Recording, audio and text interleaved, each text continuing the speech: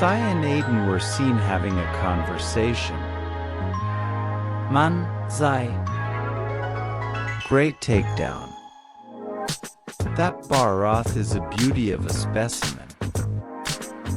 Aiden praised as a sleeping Barath was seen in the research area. Sai seemed quite proud of this himself. Thanks, man. It was nothing really. It was actually super easy, thanks to my trusty hammer. The Sapphire Star declared as he raised up a familiar sight, the giant turkey leg hammer. Many laughed at the sight of the familiar hammer, while the Atlesians could only groan. Oh, not this again. Vice Court. Why would he keep such a foolish weapon? Ironwood questioned. Winter's eyebrow was even twitching in irritation.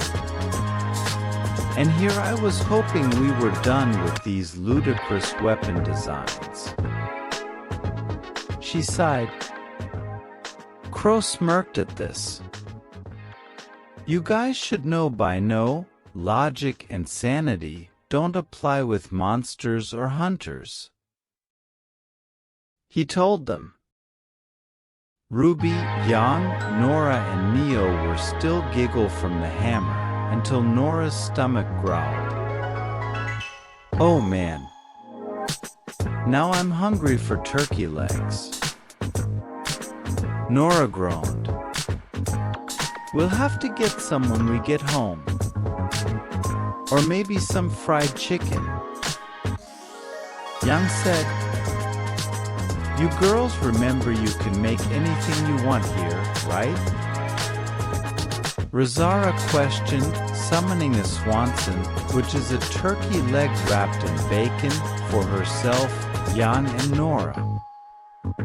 Turkey leg with bacon, Nora said, drooling over her new treat. Ah yeah. That's what I'm talking about.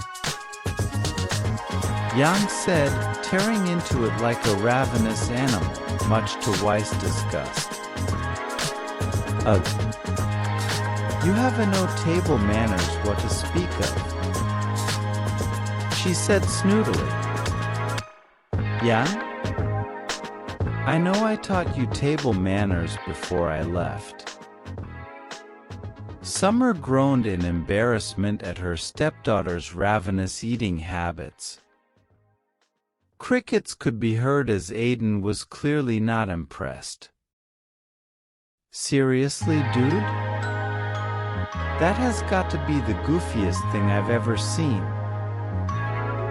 He told his friend, trying not to laugh. Sai, however, did laugh at this. Oh, you want to talk about the goofiest thing you've ever seen? Well, if you think it's this hammer, you ain't seen nothing yet. The host assured his fellow hunter before everything went black. Yeah, right. What could possibly be goofier than that? John asked. You? Cinder asked teasingly, her smirk growing at the blonde boy's indignant "Hey!" Akasha could be seen walking through the swamps of the old world. Nature, and really life in general, is fragile, unpredictable things. Sometimes the smallest things can have the biggest impact, such as in 1987, when a squirrel caused the stock market to crash after chewing through the wires of the NASDAQ automated trading computer, interrupting 20 million trades and almost sending America into a second Great Depression. Sai explained as his daughter fought some bullfangos. Katana told them a bit about Earth's history, so they knew what the Great Depression was. And they were shocked by this knowledge. Seriously? A squirrel could have caused another Great Depression? That's insane, Blake said in shock. That poor squirrel. Pierrot cried out worriedly, the other two members of the cinnamon trio gasping in horror as well. I hope it didn't get electrocuted, Velvet said in concern. But if it did survive, people probably called it the most evil squirrel ever. RWBY added, did you all already forget the part of how it almost destroyed their economy and left countless people homeless? Plain question. It is quite ironic how we keep advancing technology to be the best it can be, yet it can be disabled by the simplest of things. Ashbin admitted, seeing how well it applies to our world as well as theirs. A demonic-looking deer faunus was seen laughing. So many orphans. He chuckled and walked deeper into the building he was in. Many were appalled at this. How could he laugh at something so horrible? Summer asked in horror. He finds homeless orphans living on the streets, cold and hungry to be amusing? Glinda demanded. That smile of his will look a lot worse with his teeth knocked out. Ilya growled, turning red with her hair and freckles yellow. Or his legs broken. Nora added. You know, obviously, it's still bad, but it's also still impressive a little squirrel can do all that.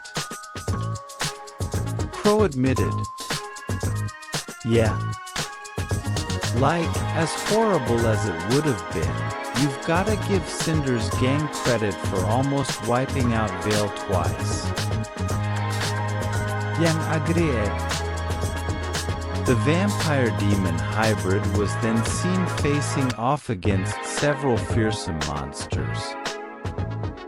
And the same is true for monsters as well. Think for a moment on what you might assume to be the most problematic monster outside of elder dragons or Gore Magala. I guarantee you won't get it. It's not Astalos, it's not Ceregios, and it's not Yain Garuga. No, the most problematic non-apocalyptic monster is none other than this beast that is derpiness personified. The strange poison bird Gypceros. The sapphire star declared, showing a large, bulky and very goofy-looking wyvern running through the swamp like a chicken. Oh hey. I think we've seen that thing before. Can't exactly remember where though. Coco said, I can answer that. We saw it in Nersilla's lore as the spider's main prey. And we just saw it in Durumutera's lore as it was upset about Durumutera taking its trick of playing dead. Penny recounted. You forgot a monster we just saw? Maybe time to get your memory checked, Coco. Neo teased. I think playing dead was a little overshadowed by it freezing the whole room it was in and making ice meteors. Coco reminded her. The young huntress was crouched down, watching the creature from a distance. So, at first the Gypceros doesn't look like much, just a big bulky wyvern with grayish-blue hide, a large, blunted beak from which some teeth can be seen sticking out of the front, giving it a rather goofy look, a head crest that looks easy to dismiss at first, and a tail that looks like, a doorstop. Yeah, that's it. The host listed off the creature's features as they were focused on, before showing a spring doorstop. Many laughed when the doorstop was shown. You know he was thinking of something else. Roman chuckled. Can you blame him? I'm surprised that thing doesn't need a censor bar or something. It definitely wouldn't fly on Remnant TV. Emerald agreed. I feel like there's more to his tail than that, though. Adam said suspiciously. Pretty much every monster that has a tail has used it for offense. Hazel noted.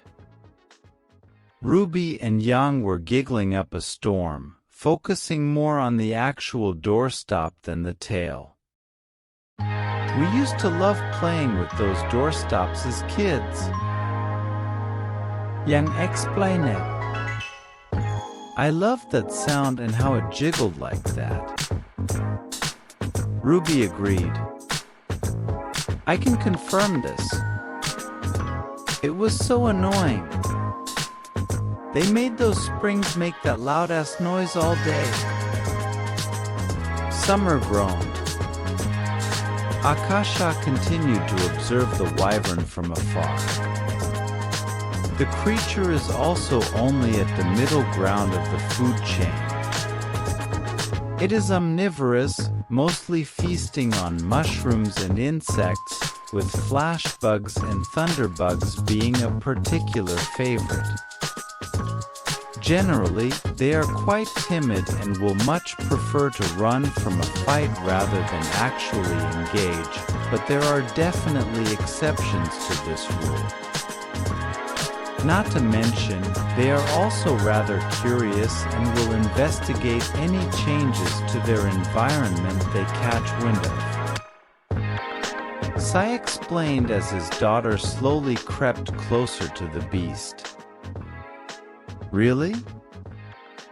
This thing is the biggest threat to society besides elder dragons and Gormagala? I'm finding that hard to believe. Coco said, I'm pretty sure this whole thing is about not underestimating monsters.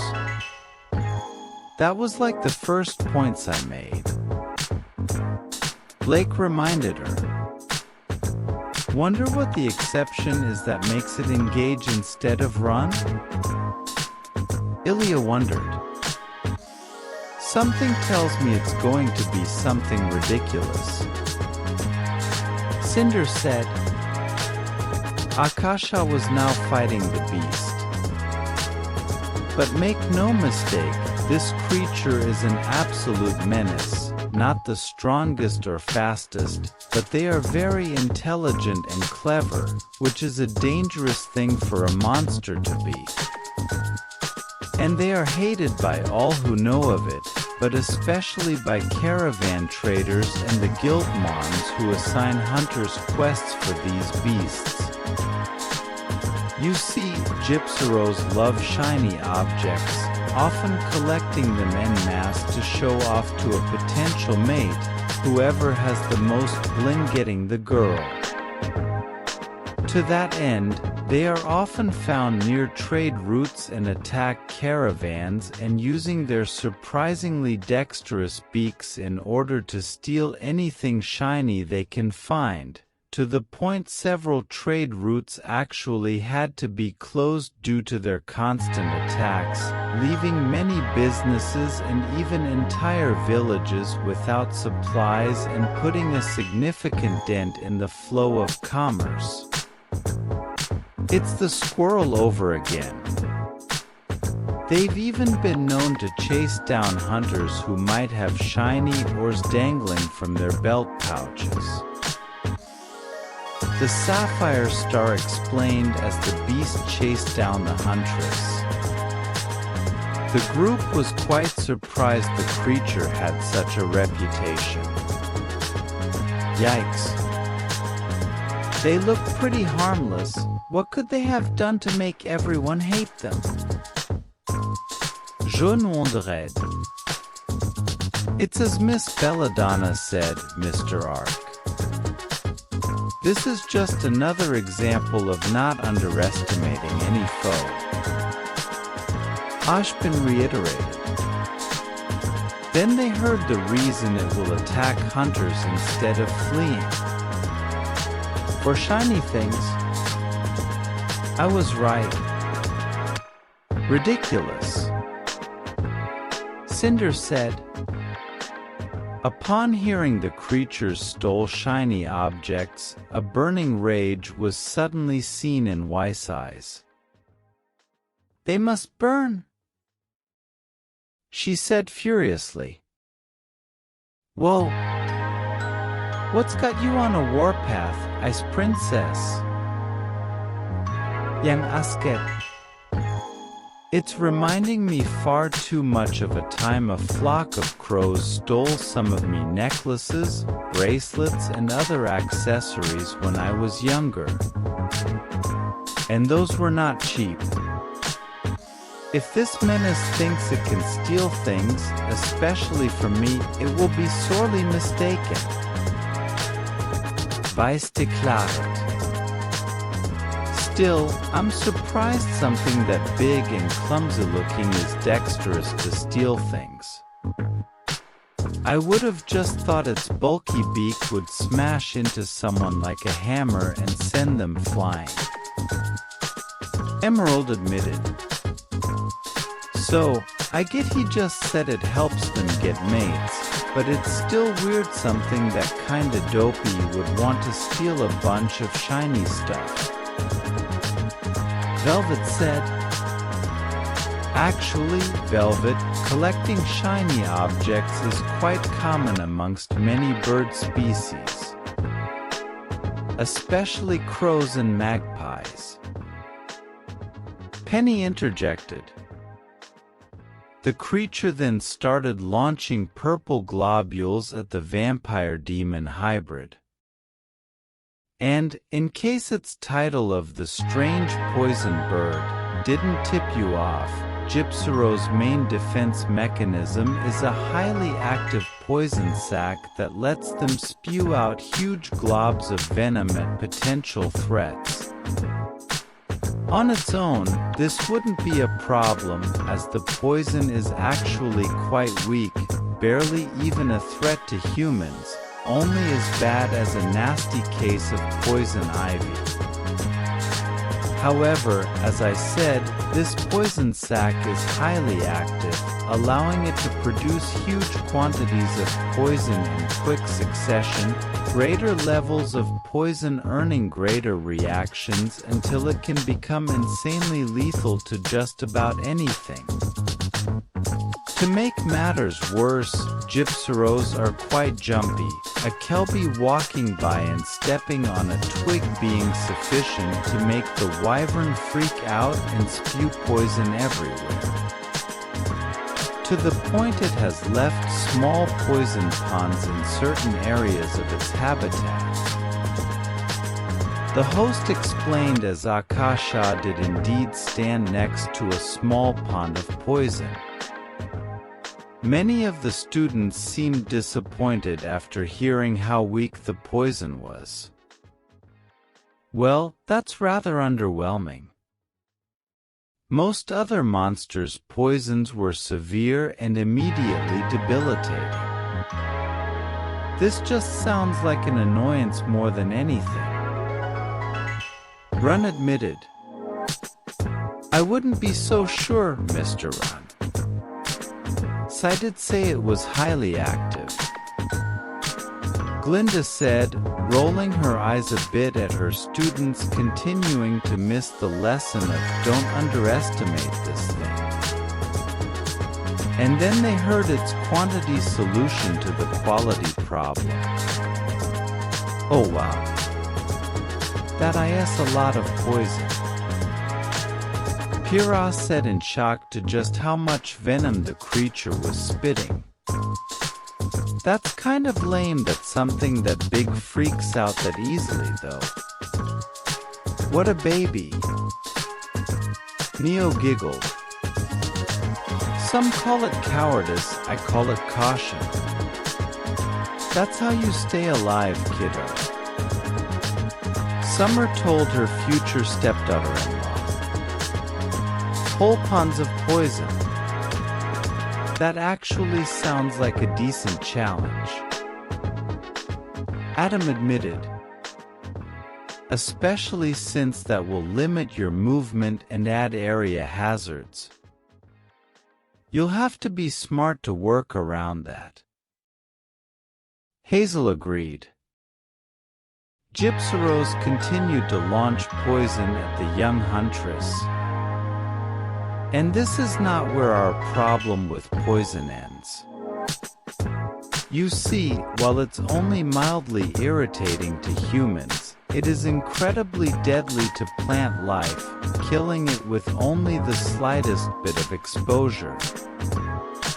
This, combined with Gypceros' jumpy nature, makes it a huge problem if Gypceros ever wanders to any nearby agricultural sites, wiping out entire fields of crops in a moment's notice. So, in other words, this creature is a threat to our economy and our food supply. So, you can understand why, whenever we get a report of a Gypceros, the general reaction is dash, Sai began as Akasha went on the offensive. A skinny young man in a red shirt suddenly pointed to something. Get that motherfucker! He declared, before a team of mercenaries dressed in red ran out of some sort of warehouse, guns blazing. The adults were suddenly shocked at this and full on board with making this thing a top priority. No wonder they hate it. Obviously, we all need food, but crops are absolutely vital to certain areas that eat more fruits and vegetables than meat and other food groups. Winter said in concern. Not to mention, selling crops and similar produce is the main income of a number of towns throughout Vale, Mistral, and even Atlas. Ironwood added with equal levels of concern. Yeah. Heck, one time I made a killing by stealing some poor couple's corn and selling it for triple the price they did. If people need it enough, they'll pay the money. This thing is a threat to wallets everywhere. Roman said. And let's not forget, if it's spewing poison ponds in the forest and killing plant life there, it's probably wiping out the food of a lot of herbivores. Crow threw in as well. Indeed, this creature is essentially an economic nightmare as well an ecological one. Glinda said worriedly. Thankfully, a bit of levity returned at the "get that motherfucker" clip, earning a round of laughter from the students and less mature adults. That is totally something I would do. Nora laughed. I'm totally using that line on some Grim when we get back. Yang giggled. Akasha was now vaulting over and around the monster. So, what does Gypceros bring to the table in terms of combat? Well, he's a big boy, actually the heaviest bird wyvern, so he has a lot of weight to throw around, usually in the form of charging you and running around like a chicken with its head cut off, sometimes while shooting out poison as well. And their beaks are strong and bony for powerful attacks, while also being dexterous enough to steal items from hunters, similarly to chameleons. But he's not as smart as chameleons is about it, usually just stealing shiny things instead of important things. But one of the most difficult things about hunting a Gypceros is actually harming the beast. You see, Gypceros does not possess tough scales or bony plating for protection, instead having a very smooth and flexible hide known as rubbery hide, resistant to electricity and most forms of damage. Arrows and shells do not pierce, blades slide along it harmlessly and blunt weapons bounce off like nothing. The host informed as, indeed, Akasha's attacks bounced right off. Okay, that's pretty cool. I never would have thought having really smooth, slippery skin could stop things from hurting me. John said, Alvita would like a word with you. Teko told him. One Piece weep. Razara insulted her sister with a roll of her eyes. Still, gotta admit, that's pretty cool. I wonder if it moisturizes? Coco wondered with a smirk. The more rational members, however, were struggling to believe this. But how? That doesn't make any sense. Hard armor is way more difficult to damage than normal, soft skin. How does that even work? Weiss asked. Exactly. Greater hardness equals greater durability. This is common knowledge. It's why we don't make weapons out of pillows. Summer agreed. It actually kind of makes sense. Softer things stretch a lot more, so the impact of blunt objects or pressure from a cutting weapon is mitigated, not to mention, the material may also bunch up and stop the blade of whatever is cutting them, so the damage they can inflict is seriously lessened. Emerald said, Every time I think nature can't impress me anymore, it finds a way. Blake praised. I know, right? It's like the polar opposite of Espinas, but it still works. That's so cool. Ruby cried out in amazement. The young huntress was briefly seen fighting a Keizu. Likely an adaptation to counter its ecological rival, Keizu, the rubbery hide is highly resistant to electricity, as stated before, but also highly water resistant as well, protecting it from humidity and the discomforts that come with it, such as disease. And, as a lovely little side effect, bacterial colonies tend to prosper on this rubbery hide. So, let's just say it's easy to tell when a Gypceros is around. Groaned as Akasha now fought Gypceros again. A man in a rice hat was then seen smelling something. Something smells awfully like shit. He said in disgust of the scent that was assaulting his nose. Many groaned at hearing these creatures smell terrible. Of course, Because why wouldn't it smell bad?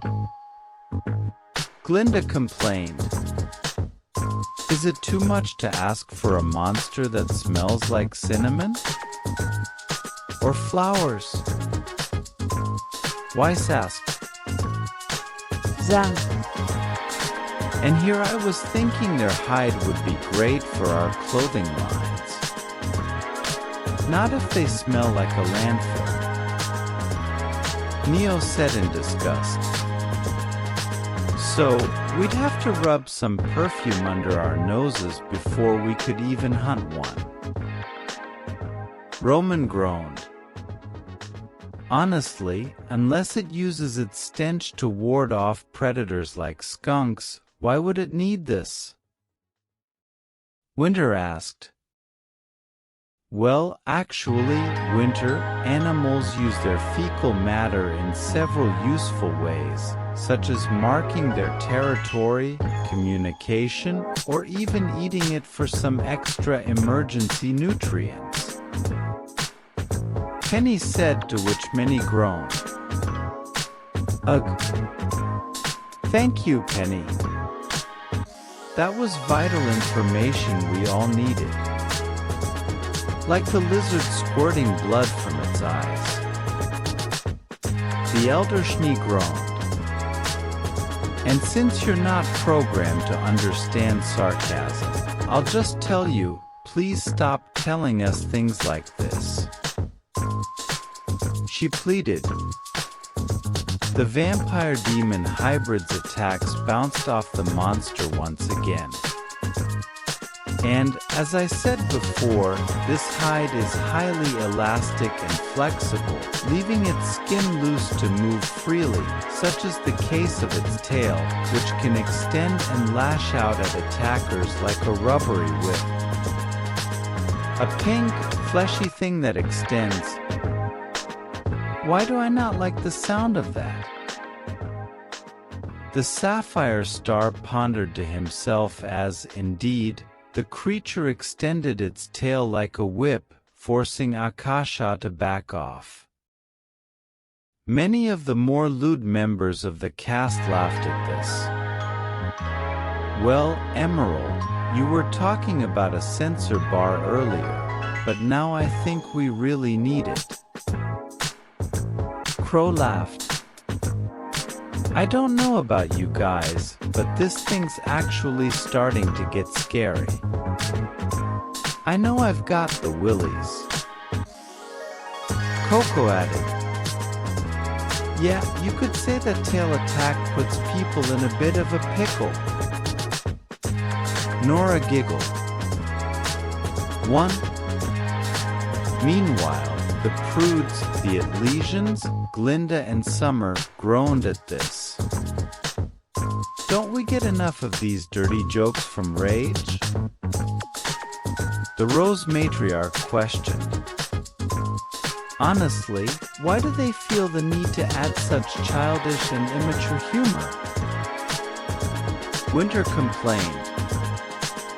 A bit of levity every so often is appreciated, but they're supposed to be teaching us how to deal with deadly monsters. Is it too much to ask for a bit of professionalism? Ironwood demanded. The beast was then seen snapping its beak, making a spark as its head crest smacked against said beak. And it also allows for the Gypceros' second greatest line of defense. You see, due to its main diet of glowing insects, flashbugs and thunderbugs, as well as its tendency to eat special minerals known as lightstones, which produce small flashes of light when struck, similar to flint, these stones somehow make their way into the Gypceros' head crest, combining into much larger and stronger light crystals and nova crystals. So, in combat, Gypceros' flexible rubbery hide allows its head crest to move forward and collide with its beak, causing a spark. And after a few strikes, This will create a massive flash of light to temporarily blind threats or prey, allowing Gypceros to either attack or escape. And, since this blinding flash happens right above their eyes, they've adapted and gained complete immunity to being flashbanged themselves.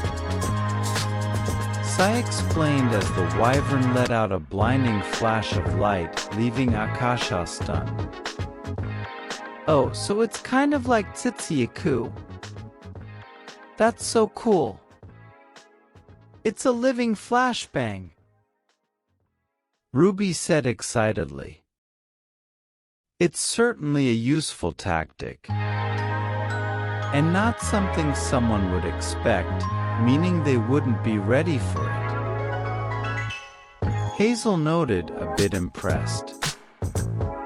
That could make it both a useful partner and a dangerous enemy, as it could either grant you an opening or make an opening against you.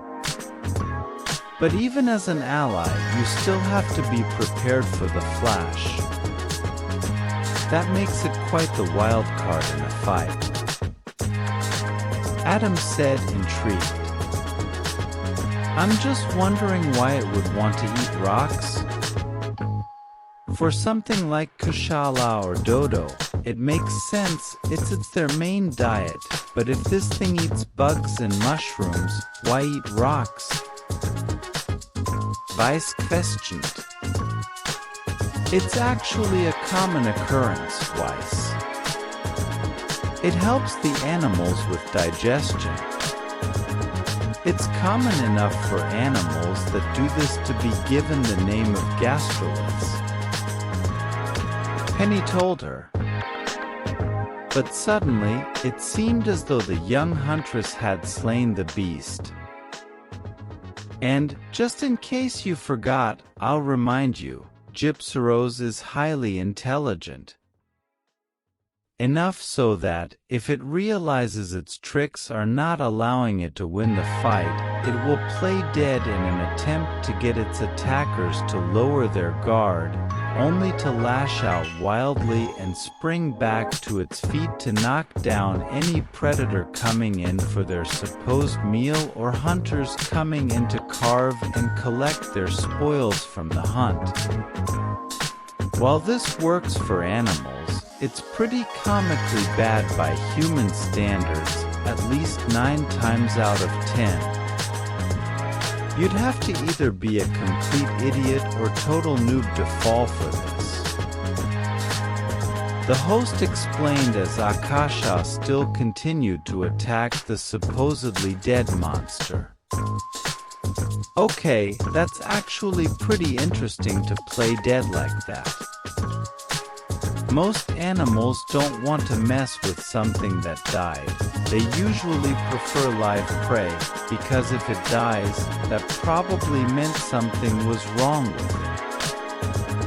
And in some cases, like possums, they can release scents that predators either find unpalatable or they believe could be harmful, like how we don't eat things that smell like they've gone bad. Or, it just lowers their guard. Emerald said, I actually think it's kind of cute. Velvet admitted. Still, Sai's not wrong, it does seem kind of dumb from human eyes. Look at it, you can still see it breathing. Blake pointed out. And its head crest is clearly still flashing. I doubt it would do something like that if it was truly dead. Glinda added. It's even twitching like an animal trying to oversell playing dead. Cinder threw in. Exactly. You'd have to be a complete idiot to fall for something like that. Weiss agreed. Cotton was suddenly seen trying to carve a Gypceros he and Alia hunted. Surprise, Moterfuker. the Gypceros declared as it sprung back to life and knocked Cotton back with a scream. And with that, the immature members of the cast burst out laughing. "What was that about no one falling for that, Weiss?" Neo asked. "Yeah, because it looks to me like he just fell for it." Roman agreed. All of the Atlesians, plus Glinda, just looked on with a deadpan expression. No comment.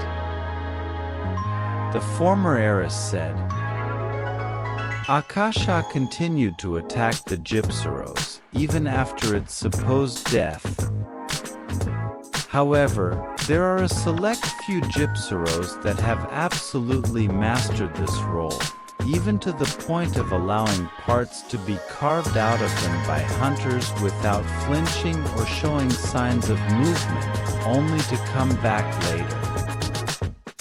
This causes great amounts of confusion and anger to the people who called for the beast to be hunted and were told it was dealt with, only for them to come back and continue to cause problems.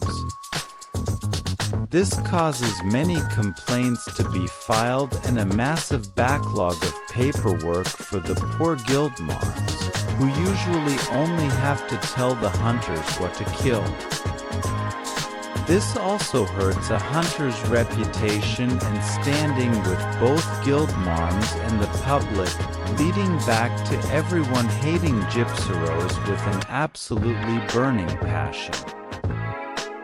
This has happened enough times to my daughter Akasha that she goes the extra mile and decapitates any Gypceros she hunts so that problem never arises again. Sai warned as his daughter still continued to attack the now more than likely dead monster. A group of characters were then seen standing around in awkward silence until... "Holy shit!" a red dog-like creature exclaimed, raising its head in disbelief at whatever transpired. This news shocked the group, however. I don't know whether or not to be impressed or disturbed by the fact they'll allow themselves to be carved.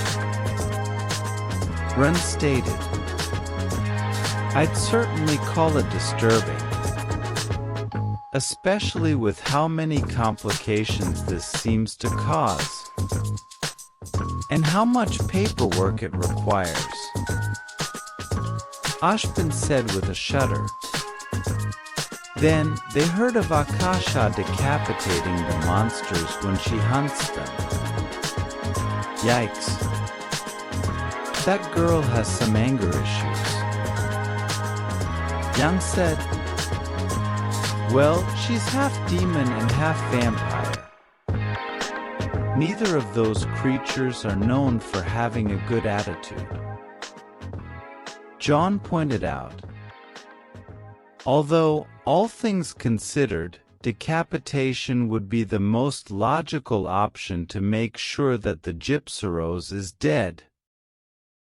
It's by no means pleasant, but it's likely the best option to ensure you won't have this recurring problem. Glinda noted. Yet again, the hybrid huntress continued to attack the monster. So, with all that in mind, it may sound incredibly aggravating to try and bring down a Gypceros. And it is. But they are not invincible. They are weak to the fire element, and their rubbery hide is only resistant to damage, not immune, and while they are quite speedy and dexterous, they are still bulky and awkward, making them pretty easy to flank. And, as I said, their poison is weak and easy to cure with an antidote, plus their flash is easy enough to avoid by shielding your eyes, quickly looking away, or just wearing some shades. Also, their rubbery hide is highly sought after by Nursilla, who famously hunts, kills and skins the strange poison bird. The Sapphire Star informed as Akasha observed a flayed Gypceros strung up in a volcanic cave by a Nursilla webbing.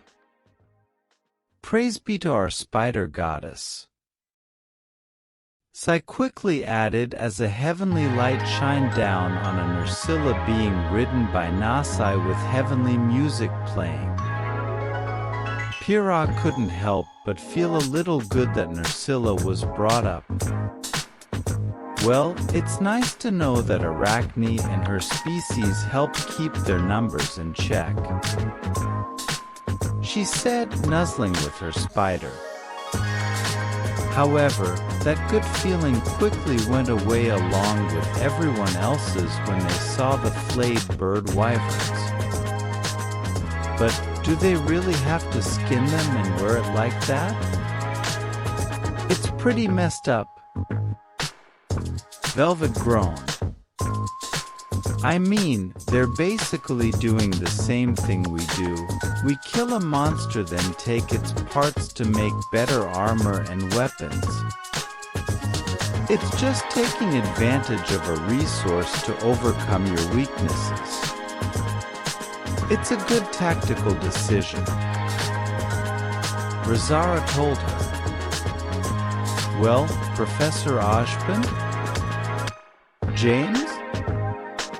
I think you must admit it's a good thing Nursilla are around in this case, Glinda said with a smirk. Both men groaned at this. I suppose Nursilla is a vital asset when it comes to managing Gypceros. Ironwood groaned. Indeed. It's a good thing they are around to keep their numbers in line. Ashpin agreed through clenched teeth. Akasha was back to sneakily observing the monster from a distance. Interestingly, however, researchers have discovered that Gypceros have some of the greatest stamina of all monsters thanks to a specialized performance-enhancing chemical they produce known as dash extract. While they aren't the only monster to produce it, they are the most well-known and most abundant source of it. Guild alchemists were able to combine this dash extract with other items to dilute it and make it safe for humans to drink as a consumable known as dash juice. If you've ever had espresso, imagine having 10 cups of it, and that's dash juice, providing a supreme boost to your energy and stamina reserves, which I, as a dual blades main who constantly has to quickly move around and attack a mile a minute, greatly appreciate. And, let's just say my children might not be here without that stuff to keep the engines running when it counted. The host chuckled as Akasha now ran from the beast. Wow. That sounds quite intriguing. While perhaps not healthy to consume regularly, a drink that supplies such a potent burst of short-term energy would be invaluable in the field. Penny said in awe. Yang smirked at this. Hey, cease. I bet if you drank that stuff, you'd be able to break the sound barrier. With how hyper you are, that would probably be like the Star Guy power-up in Mario for you. Yang said, earning laughs out of many of their friends, some are even trying to hold back her laughter. Ruby complained at her mother's betrayal before thinking to herself. But Yang might have a point here. I'm pretty fast now, so I bet if I drank that stuff, I'd be able to keep up with the Volstrax. She though excitedly. But Run was horrified at the idea of this dash juice. Oh my gods! It's already a disaster if Nora gets her hands on normal coffee. There's no telling what would happen if she got her hands on that, he said, struggling to stave off a panic attack. But the immature cast members got another good laugh at Sai's innuendo. Sounds like he made a dash to the bedroom after drinking that stuff. Coco laughed. Ooh, another goodie to add to the list. Having trouble in the sack? Torchwick's dash juice can keep you going longer than Aura ever could, Roman suggested. We'd make millions, Neo said eagerly. Akasha was fighting the beast yet again. So, that is Gypceros, but we aren't done quite yet, as there is a subspecies, the purple Gypceros. The host introduced a purple variant of the monster facing off against Nasai, his Nursilla, Arachne, Avinia, and her Barioth, Frostfawn. So, what's the difference between these two? Oh. It's purple. There you go. And its tail is green. Sai stammered a bit, apparently unsure of the actual difference. A man with glasses and very bad teeth was shown. That's about it, he told the woman in front of him as chaos seemed to be happening around them. Well, that's kind of disappointing, Summer said in disappointment. He's probably just playing it off as a joke, Crow said dismissively.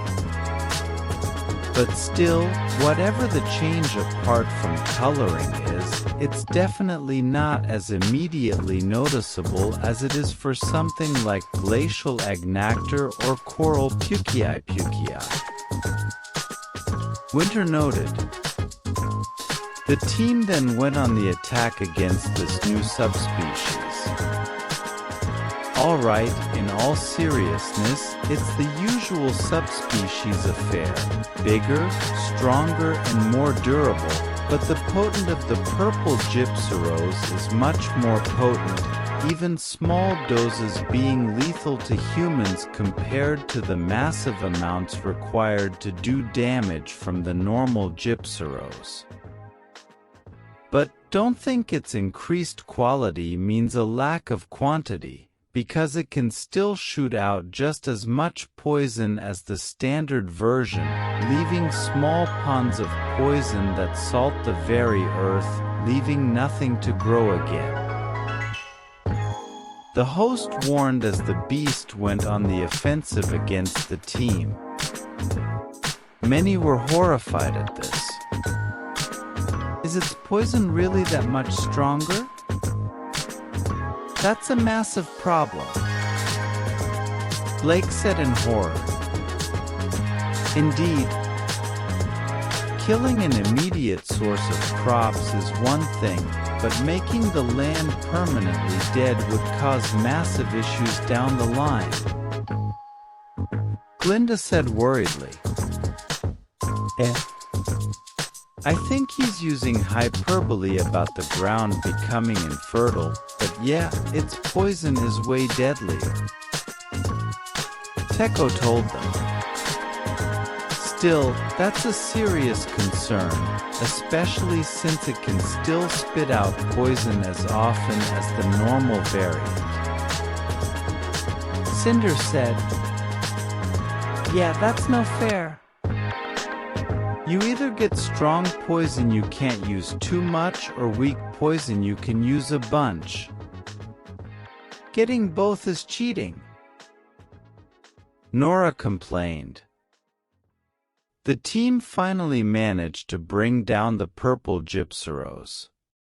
But that truly is the end of the Gypceros line, a creature almost as fascinating as it is infuriating, and an important lesson to learn that even the most unassuming of creatures can be devastating to the world around it.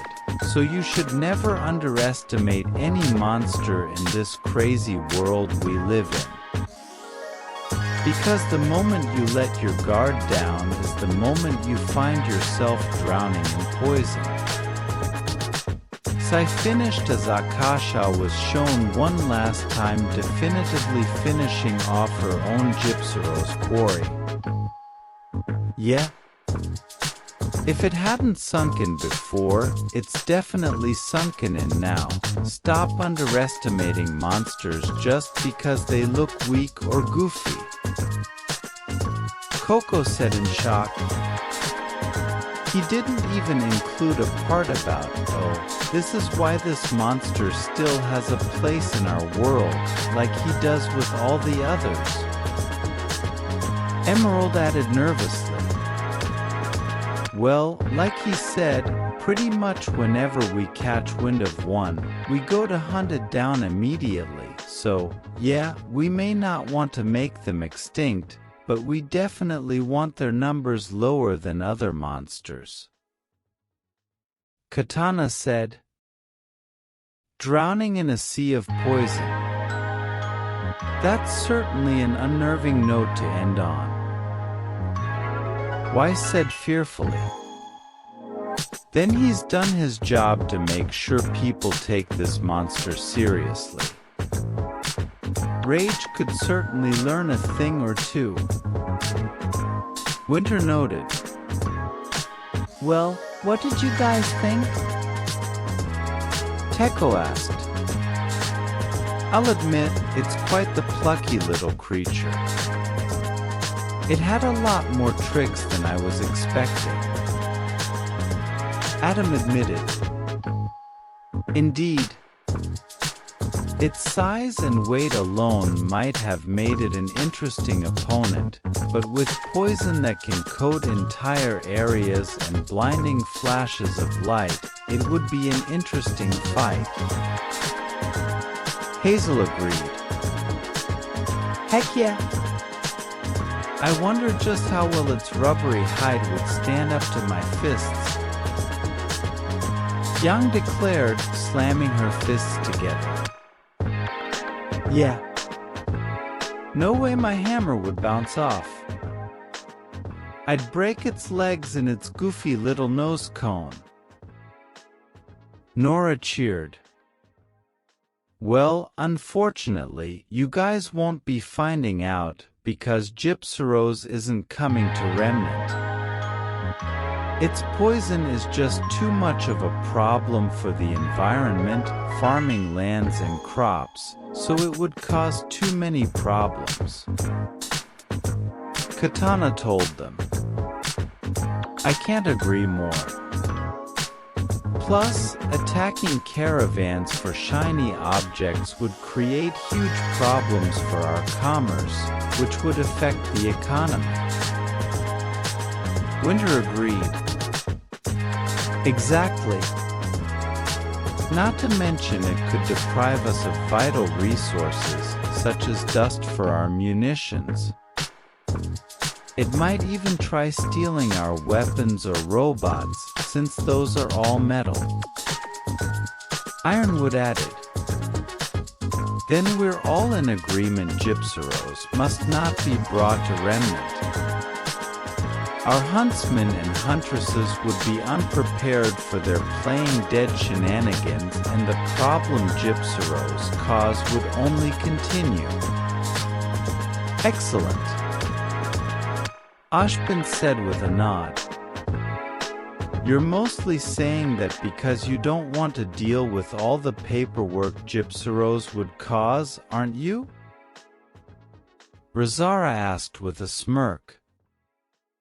I will neither confirm nor deny. the headmaster insisted. "So, what's up next?" Neo asked. "Well, it's not exactly a deep lore like most of these other ones, but there is a video where Rage speaks about a few more monsters from the frontier. And, now that I think about it, this one might have been a better choice for summer than Amaryllis, but I'm not changing it now. So, all of you prepare yourself for the wonderful and inexplicable sight that is Australian," Katana declared, playing the next video.